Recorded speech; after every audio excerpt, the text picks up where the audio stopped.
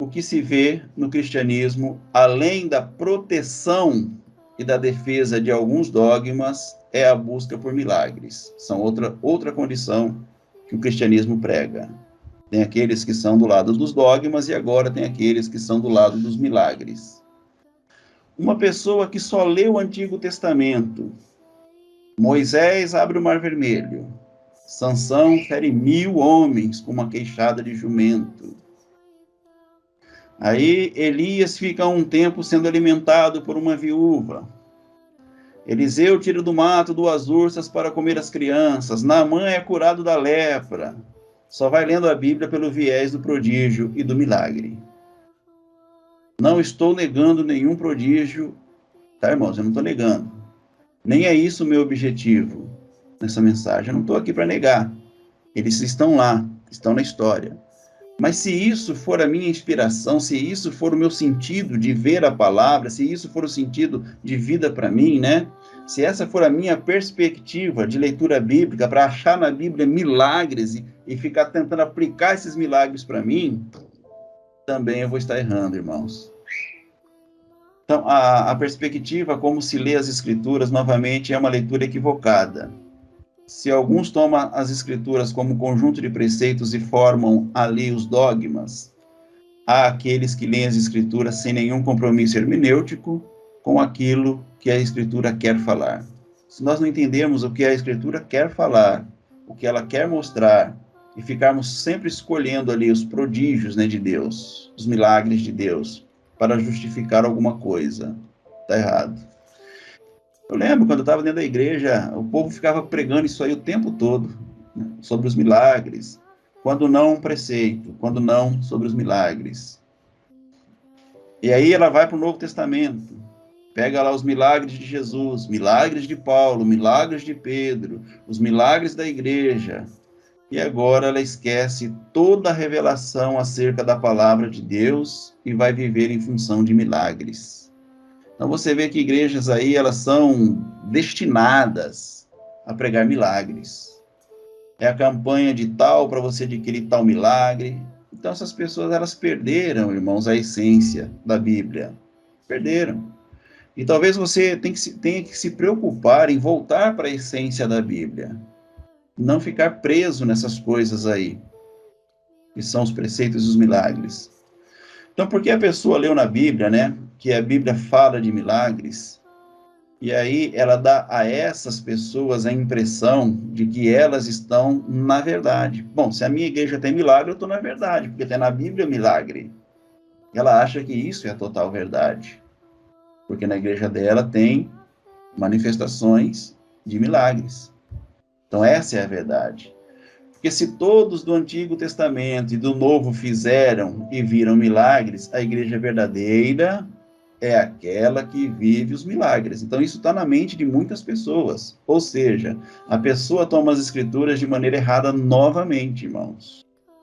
Por quê? Porque ela está considerando que a questão do fim em si mesma, essa é a consideração da pessoa.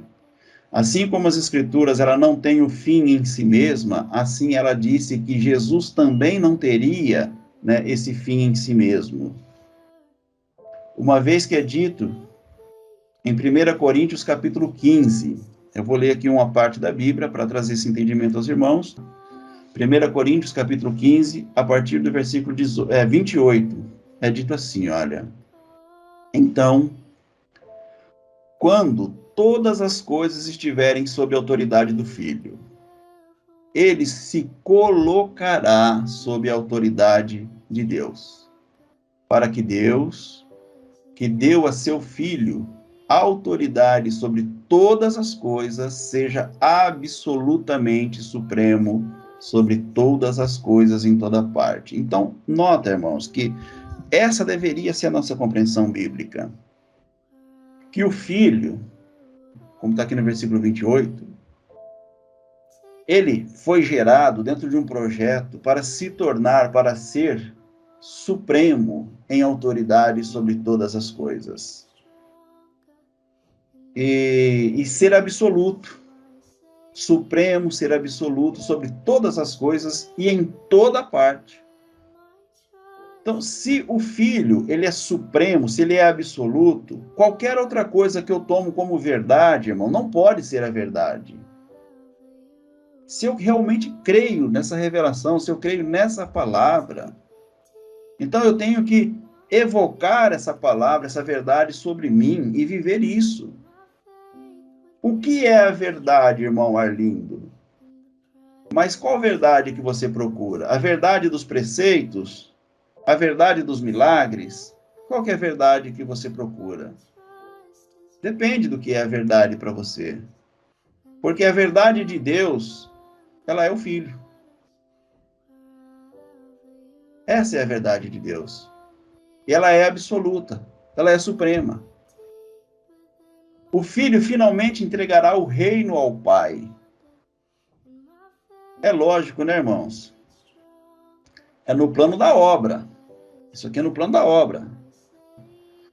Não a pessoa de Cristo. A pessoa de Cristo, ela é absoluta. O Cristo de Deus, ele é absoluto. Tudo foi criado nele, por ele e para ele. Então, ele é absoluto. Quanto à obra que ele realiza, aí sim é uma obra que é um meio. Porque a redenção, ela não tem um fim em si mesma para levar o homem de volta ao Pai. Não é só para isso, né? Ela não tem um fim nisso mesmo. Para que no final o Pai seja tudo em todos. Nesse sentido, a obra, ela se completa. Então, a redenção, ela não redime por redimir, irmãos. A redenção de Cristo, ela redime por um propósito. É por uma finalidade. Então, entender isso é muito libertador. Então, tem aqueles que vivem em função dos milagres, dos prodígios. Não que isso seja errado. Não é que o irmão Arlindo não confia, não acredita. Eu acredito. Há muitos milagres. Existem muitos milagres. Deus faz muitos milagres. Então, não é que Deus ele deixou de fazer milagre, ele não possa fazer milagre. Eu acredito que Deus faz muito, irmão. Sempre, né? Sempre. E ele deseja fazer. Do modo como ele deseja. Mas o cristão não pode viver em função do milagre, porque ele perde a referência da verdade. Toda vez que você vive em função de alguma coisa que não seja o Filho, você perde a referência da verdade. Então, o cristianismo, de um modo geral, na maioria esmagadora, ela não prioriza a palavra de Deus por tomarem as escrituras de maneira equivocada. Então, há os que fazem da Escritura um conjunto de dogmas, os que fazem das Escrituras um conjunto de registro de milagres, e por isso leva a pessoa a viver em busca de milagres. E o terceiro grupo, que é o último que eu vou falar aqui, são aquelas pessoas, né, aquela pessoa que transforma toda a Escritura em experiências psíquicas e emocionais. Ou seja, é propriamente um movimento pentecostal, que entende que a vida cristã acontece e deve ser vivida a partir de derramamento do Espírito de poder e de manifestações. Eu até acredito sim, irmãos, que a vida cristã ela deve ser vivida em derramamento do poder, manifestações do Espírito, sim. O problema é que tais pessoas não entendem, não sabem o que é o Espírito Santo.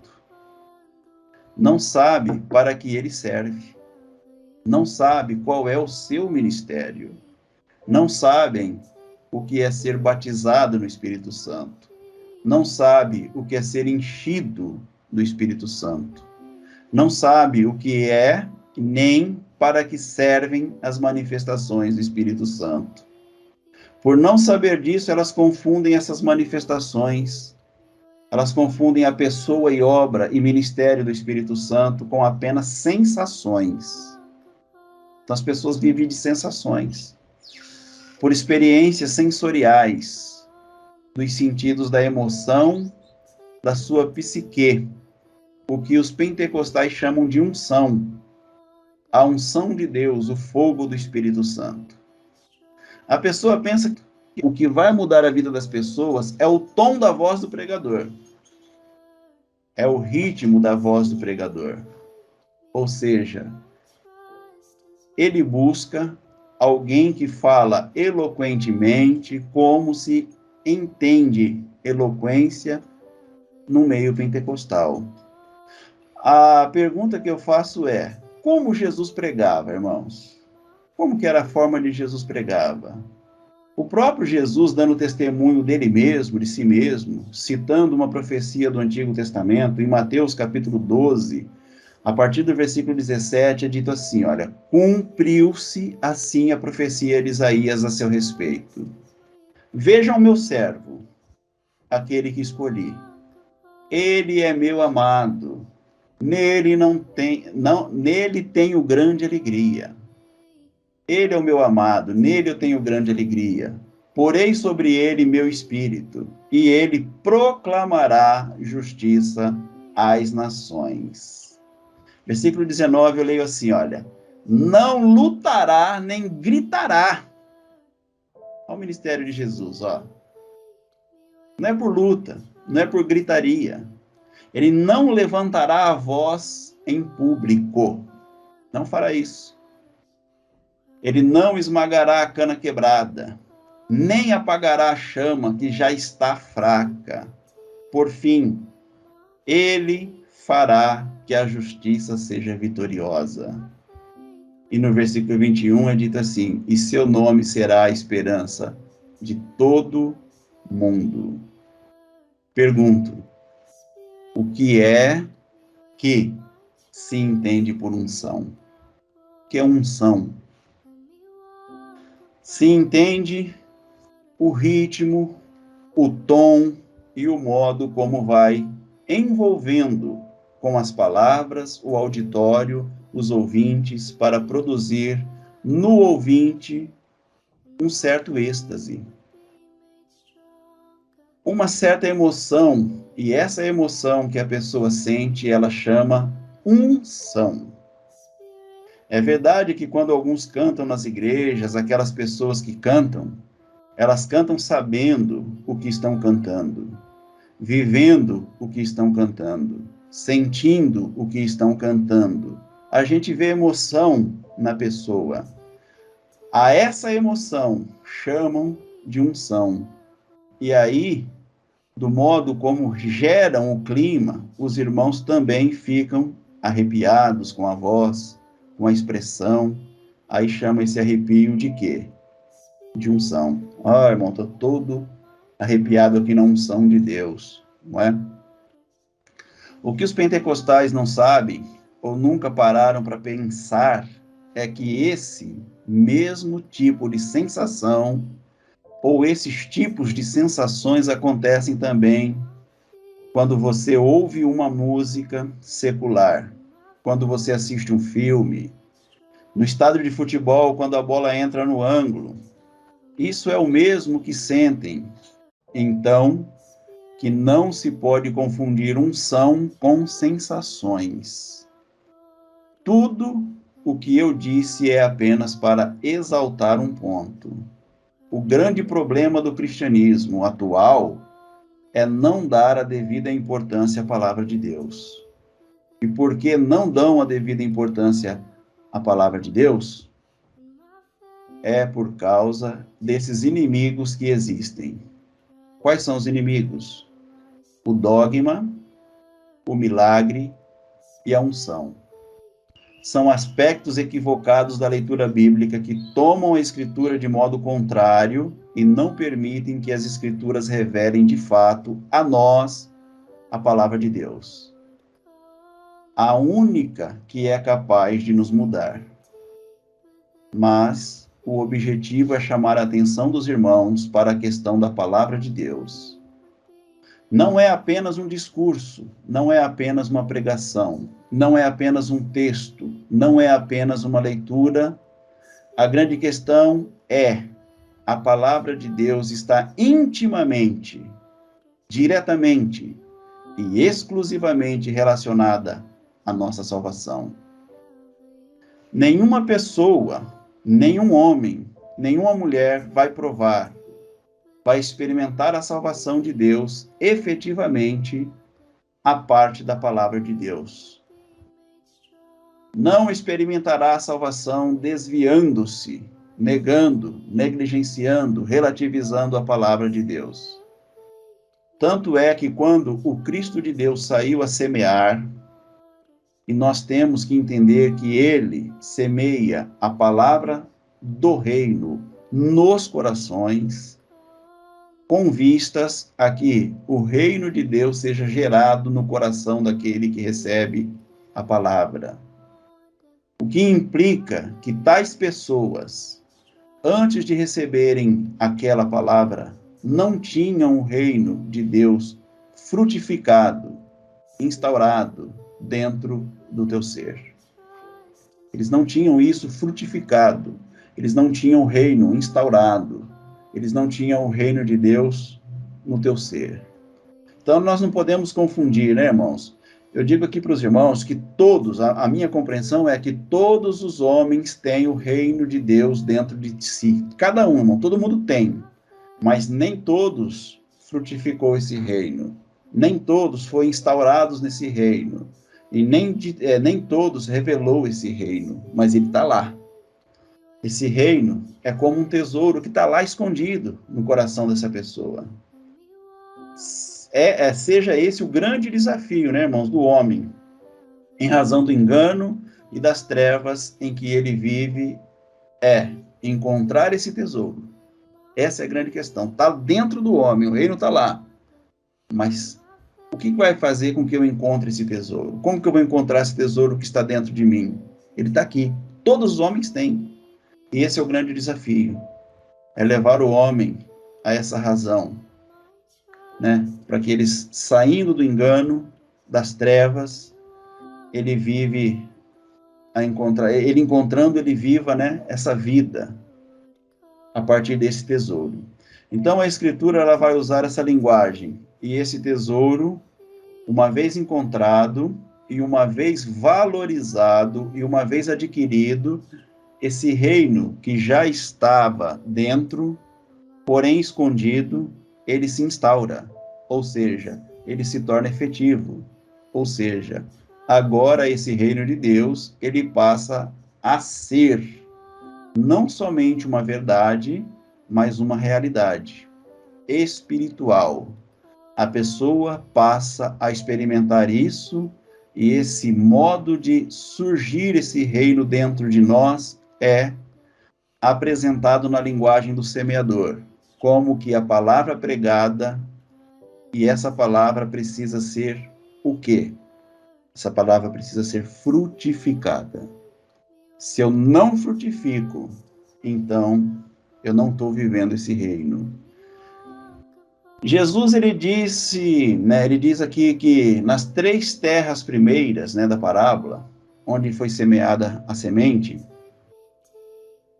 uma nem chegou a germinar, e outras 2 chegou até a nascer, mas morreu. Não teve como progredir. Somente na 3ª foi que frutificou. E a ideia é que produz frutos, 30, 60 e 100 por 1. A palavra produz fruto, irmão. A salvação produz fruto, produz resultado. Se não produz resultado, tem algum problema. Que não está no pregador esse problema, nem está na palavra. Mas por que eu não estou produzindo? Por que essa palavra do reino não está produzindo em mim o fruto? Então, onde está o problema? Não está no pregador e não está na palavra. Então, está no 3º ponto, que é o coração que recebe essa palavra. Então, todo o problema da humanidade está onde? Está em Deus, que é o pregador? Não. Está na palavra pregada? Não. Todo o problema da humanidade está no coração do homem, que não frutifica essas verdades. Por isso que nós vivemos a palavra, que é a semente do reino. Ela frutificou naquele coração.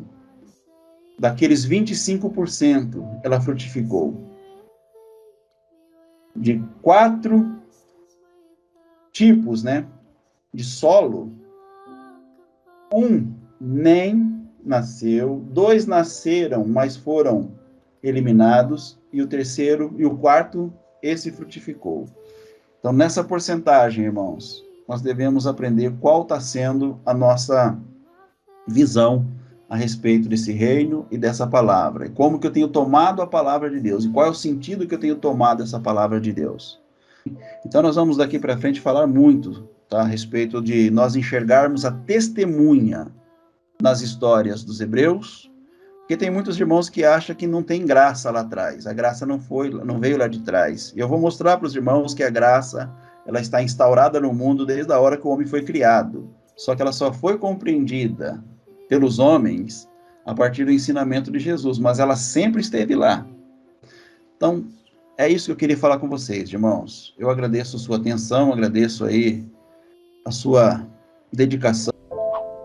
Take me deeper than my feet could ever wander, and my faith would be made stronger in the presence of my Savior.